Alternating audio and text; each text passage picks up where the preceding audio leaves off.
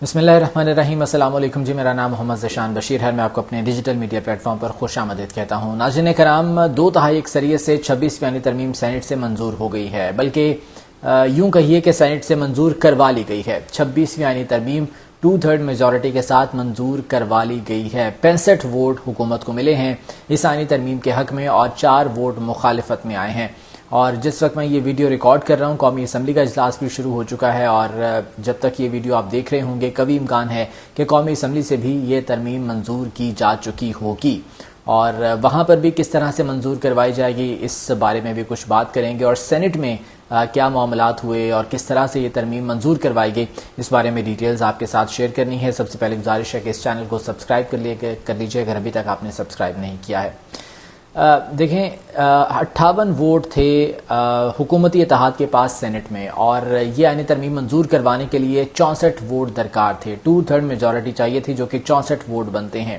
آپ نے سنا ہوگا گزشتہ روز سے ہی یہ باتیں کی جا رہی تھیں کہ جی آئینی ترمیم منظور کروا لی جائے گی، اگر پلان اے کام نہ آیا تو پھر پلان بی چلے گا، اگر پلان بی کام نہ آیا تو پھر پلان سی چلے گا۔ فیصل واڈا نے بڑی ایک تہلکہ خیز بات کی تھی، انہوں نے کہا تھا کہ جی یعنی ترمیم ٹھوک بجا کر منظور کروائی جائے گی دونوں ایوانوں سے۔ تو یہ plan a, plan be, plan سی حکومت کی جانب سے بنائے گئے تھے۔ پلان اے تو غالباً یہی تھا کہ جے یو آئی کو ساتھ ملا کے، مولانا فضل الرحمان کو ساتھ ملا کے یعنی ترمیم منظور کروا لی جائے گی۔ پلان بی یہ تھا کہ وہ ارکان کے جنہیں شاید غائب کروا لیا گیا تھا پہلے ہی، یا جنہیں پریشرائز کر دیا گیا تھا، یا جن کے بارے میں اختر مینگل صاحب جو کہ بی این پی کے رہنما ہیں، یا پاکستان تحریک انصاف کے بیرسٹر گوہر اور دیگر رہنما بات کر رہے تھے کہ ہمارے ارکان کو پریشرائز کیا جا رہا ہے، یا کچھ ہمارے ارکان ہمارے کانٹیکٹ میں نہیں ہیں۔ بیرسٹر گوہر صاحب نے تو باقاعدہ 2 سینیٹرز کے نام لیے تھے، جن میں سینیٹر ڈاکٹر زرقا تیمور تھیں اور سینیٹر فیصل سلیم تھے پاکستان تحریک انصاف کے، اور یہ دونوں آؤٹ آف کانٹیکٹ ہیں، پاکستان تحریک انصاف کے رابطے میں نہیں ہیں، ان کا کچھ اتا پتہ نہیں ہے گزشتہ چند روز سے کہ یہ کہاں پر ہیں۔ اسی طرح سے جو بی این پی کے 2 سینیٹرز ہیں وہ، اور جے یو آئی کے 2 سینیٹرز ہیں وہ بھی اسی طرح سے جو ہے وہ حکومت کے ساتھ رابطے میں تھے۔ تو پلان بی یہ تھا کہ اگر جے یو آئی حکومت کے ساتھ نہیں آتی ہے، ووٹ ان کے پلڑے میں نہیں ڈالتی ہے کسی وجہ سے، تو پھر ان سینیٹرز کو جو ہے وہ ساتھ ملایا جائے گا۔ 58 ووٹ حکومتی اتحاد کے تھے، 2 ووٹ ملائے جانے تھے جے یو آئی کے، 2 ووٹ ملائے جانے تھے پاکستان تحریک انصاف کے، اور 2 ووٹ بی این پی کے ملائے جانے تھے، اور اس طرح سے یہ 64 ووٹ پورے ہو جانے تھے، اور پلان بی یہ تھا اس طرح سے یہ معاملہ اپنی منطقی انجام تک پہنچایا جانا تھا۔ لیکن اب ہوا کیا؟ دیکھیں، جب سینٹ کا اجلاس شروع ہوتا ہے تو اس وقت یہاں پر 2 سینیٹرز کو لایا جاتا ہے، میں لفظ استعمال کر رہا ہوں کہ لایا جاتا ہے، وہ آتے نہیں ہیں، وہ لایا جاتا ہے، اور وہ تھے بی این پی کے قاسم علی رونجھو صاحب اور بی این پی کی سینیٹر نسیمہ احسان صاحبہ۔ وہ ویڈیو سوشل میڈیا پر اس وقت گردش میں ہیں، وہ وائرل ہو رہی ہیں کہ جس طرح سے انہیں وہاں پر لایا گیا، فل سیکیورٹی میں گاڑی میں بٹھا کر انہیں لایا جاتا ہے، اور سینٹ کے ایوان کے باہر جب وہ گاڑی سے اترتے ہیں تو وہاں پر بھی سیکیورٹی اتنی ہوتی ہے، جو صحافی موجود ہوتے ہیں وہ ان سے بات کرنے کی کوشش کرتے ہیں لیکن انہیں بات نہیں کرنے دی جاتی۔ اور اسی طرح سے قاسم رونجھو صاحب تو شاید علیل تھے، بیمار تھے کچھ، انہیں ویل چیئر پر بٹھا کر سینٹ کے اندر لے جایا گیا۔ نسیمہ احسان صاحبہ سے بھی اسی طرح سے مختلف صحافیوں نے جو ہے وہ بات کرنے کی کوشش کی، لیکن انہیں بھی سیکیورٹی اہلکاروں نے اپنے حصار میں لیے رکھا، گھیرے میں لیے رکھا، اور باقاعدہ صحافیوں کو وہاں پر دھکے دیے گئے، بات نہیں کرنے دی گئی۔ تو یہ 2 ووٹرز، یہ 2 سینیٹرز جو ہے جس طرح سے لائے گئے وہاں پر، تو یہ بلکہ باتیں ہو رہی تھی وہاں پر کہ پرندے لائے گئے ہیں سینٹ میں، جس طرح سے پرندے لائے جاتے ہیں۔ تو یہ قاسم علی رونجھو صاحب اور نسیمہ احسان صاحبہ بی این پی کے، اور انہوں نے اپنی پارٹی پالیسی کے برخلاف جا کر حکومت کو ووٹ دیے ہیں، اور 63A اب ان پر لگے گی۔ آبویسلی فلور کراسنگ انہوں نے کی ہے، اپنی پارٹی سے ہٹ کر پارٹی کی پالیسی کے اگینسٹ انہوں نے جا کر ووٹ کیا ہے۔ جب یہ دونوں سینیٹرز ایوان کے اندر آتے ہیں، قاسم علی رونجھو صاحب، نسیمہ احسان صاحبہ، تو انہیں حکومتی اتحادی بینچوں پر بٹھانے کی کوشش کی جاتی ہے، حالانکہ یہ اپوزیشن ارکان تھے دونوں، انہیں حکومتی بینچز پر بٹھانے کی کوشش کی جاتی ہے، لیکن وہ ضد کر کے واپس چلے جاتے ہیں اپوزیشن بینچز پر، اور جس وقت ووٹنگ ہوتی ہے تو پھر یہ دونوں حکومت کے حق میں ووٹ دے دیتے ہیں۔ تو اس سے آئیڈیا ہو گیا کہ یہ بل کس طرح سے پاس کروایا گیا ہے، 26ویں ترمیم کس طرح سے پاس کروائی گئی ہے۔ اب جو 2 سینیٹرز تھے پاکستان تحریک انصاف کے، ڈاکٹر زرقا تیمور اور سینیٹر فیصل سلیم، وہ ایوان میں نہیں آئے یا ایوان میں لائے نہیں گئے۔ اگر ضرورت پڑتی تو شاید انہیں بھی لے آتے وہ، کیونکہ جے یو آئی نے हुकूमत का साथ देने का ऐलान कर दिया था तो 5 वोट उनके मिल गए थे। 58 वोट थे हुकूमती इत्तेहाद के, 5 वोट मिल गए थे JUI के। इस तरह से ये बन गए 63 वोट। तो 2 वोट जो मजीद डाले गए हैं वो एक था कासिम अली रंजू साहब का और एक था सेनेटर नसीमा एहसान साहिबा का। तो इस तरह से ये 65 वोट पूरे हो गए हैं। और जो 4 वोट अगेंस्ट आए थे वो पाकिस्तान तहरीक इंसाफ के थे, जिसमें सेनेटर अली जफर ने अगेंस्ट वोट किया है। सेनेटर हामिद खान साहब ने, जो कि पाकिस्तान तहरीक इंसाफ के हैं, उन्होंने इसके खिलाफ वोट किया। फिर ऑन अली बप्पी उन्हें जो है उन्होंने इसके खिलाफ वोट किया। और इसके साथ साथ जो MWM के हैं अल्लामा राजा नासिर अब्बास साहब, उन्होंने इसके अगेंस्ट वोट किया। ये 4 वोट जो है वो इस तरमीम के खिलाफ आए और 65 वोट हुकूमती इत्तेहाद में थे। तो इस तरह से सेनेट से ये 2/3 अक्सरियत से बिल मंजूर करवा लिया गया है। इस तरह से ये वोट पूरे किए गए हैं। और अब देखना ये है कि डॉक्टर ज़रका तैमूर और जो सेनेटर फैसल सलीम हैं वो कब तक सामने आते हैं और उनका क्या बयान इस सिलसिले में सामने आता है, क्योंकि गुज़िश्ता रोज़ गौहर खान साहब ने इस बात की तस्दीक कर दी थी कि दोनों सेनेटर्स हमारे राब्ते में नहीं हैं और हमें शक है कि ये दोनों हुकूमती कैंप में शामिल होंगे और हुकूमत को वोट देंगे, बेशक वो किसी प्रेशर के नतीजे में हो या बेशक किसी भी वजह से हो। ये बैरिस्टर गौहर ने इस हवाले से जो है वो बाकायदा तस्दीक कर दी थी। तो ये आज दोनों ऐवान में मौजूद नहीं थे, सेनेट में मौजूद नहीं थे। तो अब देखना यह है कि कब तक ये मंजर आम पर आते हैं। अच्छा, आईनी तरमीम जो मंजूर की गई है उसके चंद इंतहाई चीदा नकात जो हैं वो मैं आपके सामने रख देता हूँ, लेकिन उससे पहले मैं आपको ये बता दूं कि कौमी असम्बली का इजलास इस वक्त जारी है और वहाँ पर 224 वोट दरकार हैं हुकूमती इत्तेहाद को इस आईनी तरमीम के लिए। 336 का ऐवान है और 2/3 मेजॉरिटी के लिए 224 वोट दरकार हैं।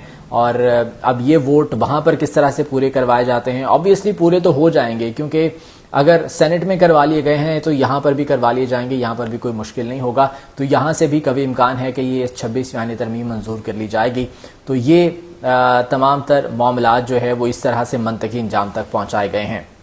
ये जो कहते हैं ना बिलावल भुट्टो के जनाब बड़ी मेहनत की है हमने और ये सब कुछ किया है। सेनेटर अली जफर ने बाकायदा अपनी तकरीर में आज ऐवान में खड़े होकर ये कहा कि इस किस्म की चीज़ें जो होती हैं जिन्हें सपोर्ट हासिल नहीं होती वो आने वाले वक्त में रिवर्स हो जाती हैं और यही तमाम लोग होंगे जो कि आने वाले वक्त में खुद इस पर जो है वो तनकीद कर रहे होंगे। जो आज बड़ा इसके हक में वोट देने के लिए आगे आगे आ रहे हैं वही तनकीद कर रहे होंगे और वही इसके खिलाफ जो है फिर वो कानून साजी भी करवाने की कोशिश करेंगे। जो जमहूरियत की बात करते हैं, मैं पाकिस्तान पीपल्स पार्टी की बात करूंगा कि ये जमहूरियत की बात करते हैं, तो अब ये कहाँ से जमहूरी पार्टी रह गई है। जिस तरह से वोट दिलवाए गए हैं इस तरमीम के हक में, जिस तरह से जो है वो लोगों को यहाँ पर सेनेटर्स को लाया गया है, जिस तरह से सेनेटर्स को पहले अगवा कर दिया गया, उठा लिया गया, तो ये कहाँ से जमहूरी पार्टी रह गई है। अब ये क्या जमहूरियत की अगर ये बात करते हैं तो क्या इनको शर्मिंदगी महसूस नहीं होनी चाहिए? लेकिन नहीं होगी, बिल्कुल नहीं होगी, क्योंकि शायद इनका वतीरा बन चुका है कि अंदर जाते हैं कुछ और बात करते हैं, बाहर आते हैं तो जमहूरियत के नारे लगाते हैं। ये इनका वतीरा बन चुका है। बिलावल भुट्टो साहब वो तो जो है कहते हैं कि जनाब पाकिस्तान पीपल्स पार्टी की बड़ी जद्दोजहद है, तो ये जो जद्दोजहद है वो आज अवाम ने देख ली है। खैर, ये आईनी तरमीम की चंद चीदा जो शिकें हैं वो मैं आपके सामने रखता हूँ कि जिनमें तरमीम की गई है। आर्टिकल 177 में तरमीम की गई है कि जिसके तहत दोहरी शहरियत का हामिल कोई भी शख्स सुप्रीम कोर्ट का जज नहीं बन सकता। आर्टिकल 177 में तरमीम के तहत सुप्रीम कोर्ट का जज बनने के लिए हाई कोर्ट में बतौर जज 5 साल काम करने की हद मुकर्रर होगी। अच्छा जी, उसके बाद फिर आर्टिकल 179 179 2/3 अक्सरियत से मंजूर की गई, जिसके तहत चीफ जस्टिस ऑफ पाकिस्तान का तकर्रुर 3 साल के लिए होगा और चीफ जस्टिस ऑफ पाकिस्तान 65 साल की उम्र में रिटायर हो जाएंगे। 3 साल बतौर चीफ जस्टिस या 65 साल उम्र, वट एवर कम्स फर्स्ट, तो वो चीफ जस्टिस जो है वो रिटायर हो जाएगा। अगर तो उसकी उम्र 65 साल हो गई है, उसकी 3 साल सर्विस बेशक पूरी ना हुई हो, वो फिर भी रिटायर हो जाएगा। या जिसकी जो है वो 3 साल सर्विस पूरी हो गई है लेकिन उसकी उम्र 65 साल अभी नहीं हुई, फिर भी वो रिटायर हो जाएगा। ये तरमीम की गई है। अच्छा, उसके बाद फिर आर्टिकल 184 ये जो था सोमोटो के हवाले से, उसमें भी तरमीम की गई है। सुप्रीम कोर्ट का आज खुद नोटिस का इख्तियार खत्म कर दिया गया है। प्रैक्टिस एंड प्रोसीजर कमेटी एक बनाई गई थी 184(1)(3) के तहत اور جو سو موٹو کا اختیار ہے وہ پہلے چیف جسٹس کے پاس ہے جو کہ 3 رکنی کمیٹی کو دیا گیا تھا. اب اس میں بھی ترمیم کی گئی ہے اور یہ از خود نوٹس کا اختیار سپریم کورٹ کا ختم کر دیا گیا ہے. آرٹیکل 184 کے تحت سپریم کورٹ دائر درخواست کے مندرجاتی اختیارات سے ماورا از خود کوئی فیصلہ یا ہدایت نہیں کرے گا، بلکہ اس حوالے سے سپریم جوڈیشل کونسل کا نمائندہ، بار کونسل کا نمائندہ، اور یہ کمیٹی ہوگی جو کہ اس حوالے سے فیصلہ کرے گی. اس کے بعد جی آرٹیکل 186A میں بھی ترمیم کی گئی ہے، جس میں ہائی کورٹ کے فیصلے کے خلاف سپریم کورٹ میں اپیل دائر کرنے کی فیس 50,000 روپے سے بڑھا کر 10 لاکھ روپے کر دی گئی ہے. یہ عوام کے لیے قانون سازی کر رہے ہیں، کہتے ہیں جی عوام کے لیے قانون سازی ہے. پہلے 50,000 فیس تھی، اب کوئی اس میں 10-15,000 یا 50,000 کا اضافہ نہیں ہے، بلکہ سیدھا ہی اس کو جو ہے وہ 10 لاکھ اس کی فیس کر دی گئی ہے. تو یہ عوام کے لیے جو قانون سازی کر رہے ہیں یہ اس کے حالات ہیں. اچھا جی، اس کے بعد آرٹیکل 187 میں ترمیم کی گئی ہے. سپریم کورٹ کے زیر اختیار اور استعمال کردہ دائر اختیار کی پیروی کے علاوہ کوئی حکم منظور نہیں کیا جائے گا. یہ جو بات کر رہے تھے نا ابھی حالیہ ایک فیصلہ جو آیا تھا 8-5، اس میں کہا گیا تھا کہ سپریم کورٹ نے جو فیصلہ دیا وہ تو مانگا ہی نہیں، جو ریلیف دیا وہ تو مانگا ہی نہیں گیا تھا. تو اب یہ اس حوالے سے ترمیم کی گئی ہے کہ دائر اختیار کی پیروی کے علاوہ کوئی حکم منظور نہیں کیا جائے گا. اس چیز کو مد نظر رکھتے ہوئے یہ امینڈمنٹ کی گئی ہے. اچھا جی، اس کے بعد پھر آرٹیکل 191A میں بھی ترمیم کی گئی ہے. اس کے تحت آئینی بینچز کی تشکیل عمل میں لائی جائے گی. سپریم کورٹ میں 1 سے زیادہ آئینی بینچز کی تشکیل کی جا سکے گی. سپریم جوڈیشل کونسل آئینی بینچز کے ججوں اور ان کی مدت کا تعین کرے گی. پہلے آئینی عدالت کی بات کی جا رہی تھی، لیکن مولانا فضل الرحمان صاحب نے کہا تھا کہ جی چند 100 کیسز ہیں، اس کے لیے آپ آئینی عدالت کیوں بنا رہے ہیں، آئینی بینچز کافی ہیں. تو پھر ان کی بات مان لی گئی، آئینی بینچز جو ہے وہ بنا دیے گئے ہیں. اور پیپلز پارٹی کی خواہش ہے کہ صوبائی سطح پر بھی جو ہے وہ آئینی بینچز ہونے چاہیے، اور اس کے لیے بھی انہوں نے کافی ورکنگ کر رکھی ہے.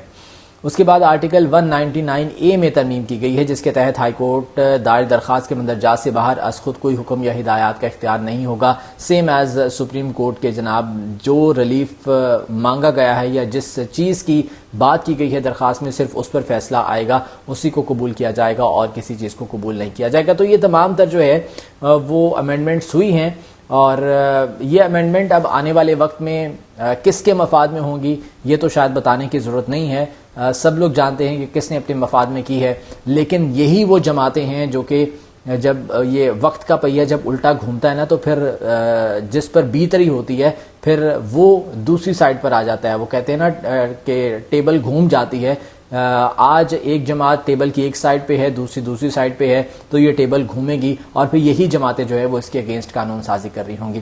بہرحال جی قومی اسمبلی میں بھی اس وقت جاری ہے اجلاس، اور یہ بل منظور کروانے کے لیے کارروائی کی جا رہی ہے. اس حوالے سے بات کریں گے آنے والی ویڈیو میں. آج کی ویڈیو سے مجھے اجازت دیجیے. اللہ نگہبان.